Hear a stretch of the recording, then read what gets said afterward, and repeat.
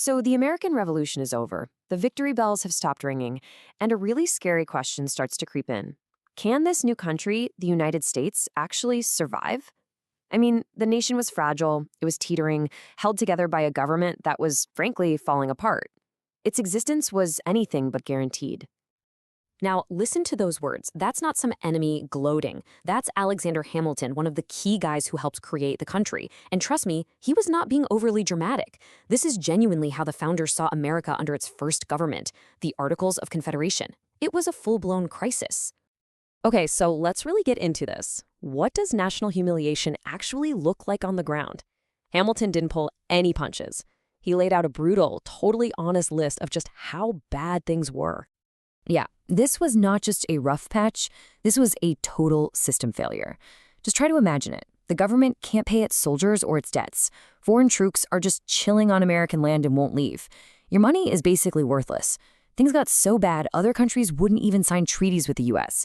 This disaster touched absolutely everyone, from a merchant whose business was dead in the water to a farmer watching the value of his land just evaporate. So what on earth was the root cause of all this chaos? The Federalists argued it wasn't just bad luck. It wasn't bad people. It was a single, fundamental design flaw baked into the government itself. Hamilton called it the great and radical vice. Now, that sounds super complicated, but what this radical vice really means is pretty simple. The national government couldn't pass laws that applied to individual people, to you and me. All it could do was make requests to the 13 state governments. It was basically a government of states, not a government of people. And the difference, as you can see, is just night and day. Under the old system, the central government could ask the states for money, but the states could just say no. The only way to enforce anything was to literally threaten to go to war with another state. It was insane. The new Constitution completely flipped that. It gave the government the power to make laws that applied to citizens directly, enforced by normal courts. So once they diagnosed this fatal flaw, the Federalists laid out their solution. A strong, unified national government.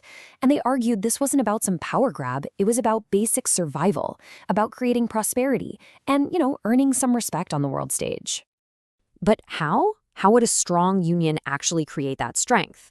Well, the first part of their answer was all about how America would have to deal with the rest of the world. Hamilton's logic here is just brilliant. He said, look, if the states are united, they become this huge, valuable market that Europe can't afford to ignore. That gives America leverage, real power, to negotiate good trade deals. But if the states are divided, well, then the big European powers will just play them against each other, keeping America weak and poor. A united front meant strength. Being divided meant you were just a pawn in someone else's game. But it wasn't all about grand global strategy. There was also a much simpler, more practical argument to be made. It was just about efficiency and, well, money.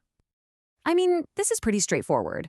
Why would you want to pay for 3 separate governments, each with its own president, its own army, its own bureaucracy, when you could just have one, more effective government for way less money? A single government is just cheaper to run than a bunch of redundant ones.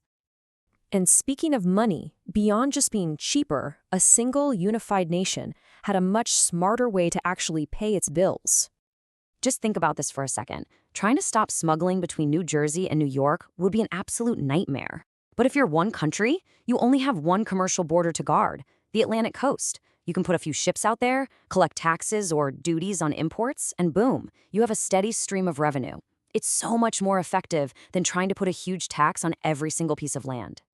Of course, a lot of people were not on board with this.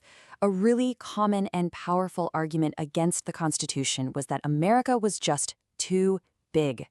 All through history, republics that covered huge territories had always collapsed into tyranny.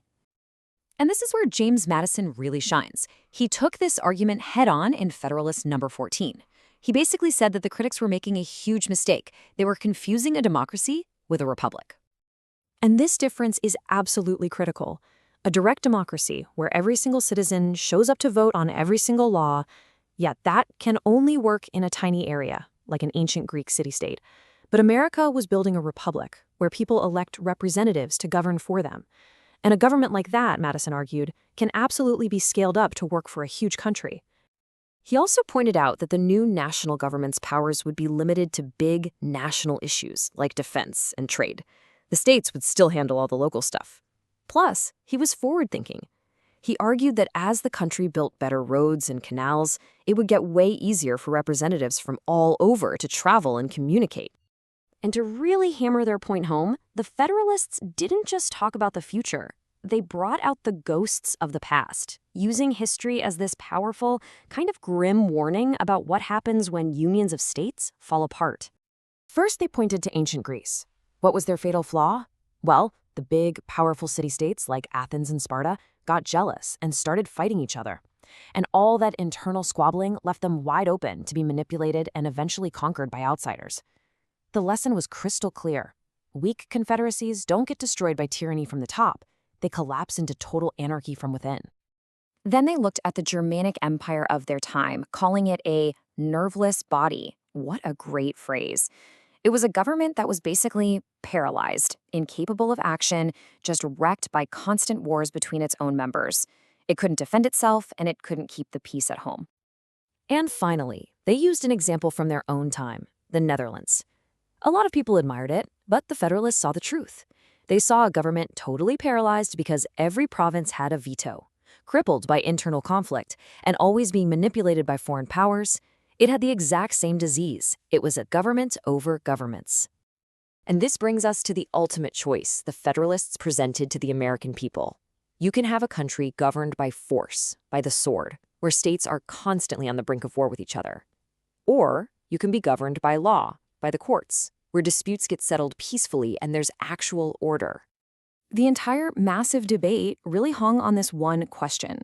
The founders had essentially studied the autopsy reports of every failed republic in history. They saw the patterns, they saw the fatal flaws.